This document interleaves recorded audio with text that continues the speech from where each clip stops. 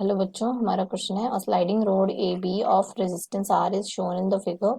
Here the magnetic field B is constant and is out of the paper. The parallel wires have no resistance and the rod is moving with the constant velocity v. The current in the sliding rod AB when switch S is closed at time t equal to 0 is what। ठीक है, तो हमें एक sliding road दी है, ये वाली road है हमारे पास AB, और यहाँ पे दे रखा है कि जो मैग्नेटिक फील्ड है ये कांस्टेंट है and out of the paper है। ठीक है, and parallel wires have no resistance. अब ये क्या कह रहे हैं, पैरेलल वायर्स के पास जो है वो कोई भी रेजिस्टेंस नहीं है and the rod is moving with velocity v। अब हमें निकालना क्या है, करंट निकालना है जब क्या है स्विच एस क्लोज हो जाएगा, और किस टाइम पे निकालना है, एट टी इक्वल टू 0।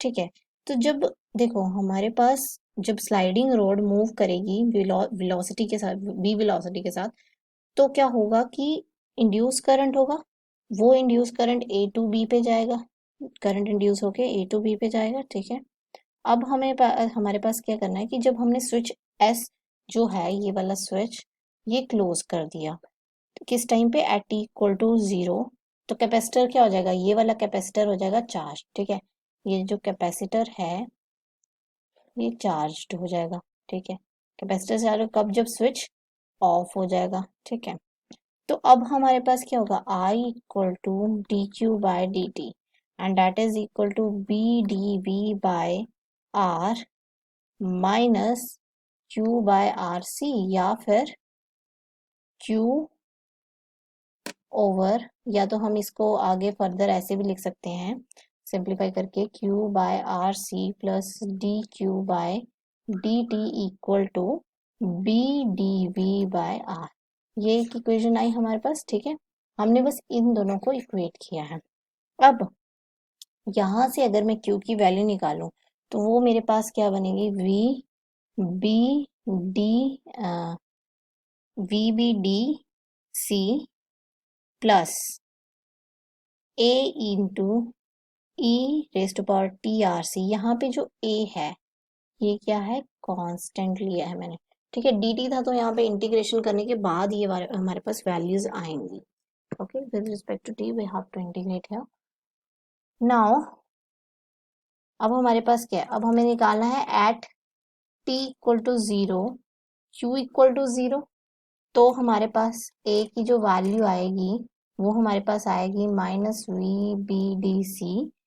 अब हमारे पास क्या है कि यहाँ पे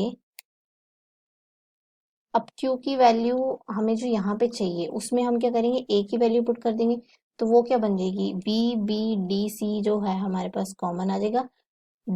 ओके, यहाँ पे D क्या ले रहे हैं हम एक्चुअली, यहाँ पे D हमारे पास क्या दे रखा है, D is the length. Okay, so B into d into C is the capacitance, 1 minus e raise to power minus T R C, ये हमारे पास आएगी Q की वैल्यू। ओके, सो I की वैल्यू क्या होती है, d q by d t. तो जब हम इस वैल्यू का डेरिवेटिव लेंगे तो वी बी डी सी ये तो कांस्टेंट है, into 1 by R C derivative लेंगे, minus T over R C आ जाएगा। ठीक है, अब यहाँ पे फर्दर अगर हम चलें तो ये हमारे पास क्या होगा, यहाँ पे फाइनली क्या value, B B D by R, यहाँ पे c से c कैंसिल हो गया, तो e raise to power minus t by R C, यहाँ पे भी नेगेटिव आना था। चलिए ठीक है, तो ये हमारे पास फाइनल वैल्यू आई किसकी, करंट की। तो हमारा कौन सा ऑप्शन, यहाँ पे माइनस टी है, तो कौन सा ऑप्शन करेक्ट हुआ हमारे पास, B B D by R into E raise to power minus R C, E raise to power minus T R C, so B B D by R into e raised to power minus t over RC. So option B is the correct answer. I hope you understand well. Thank you.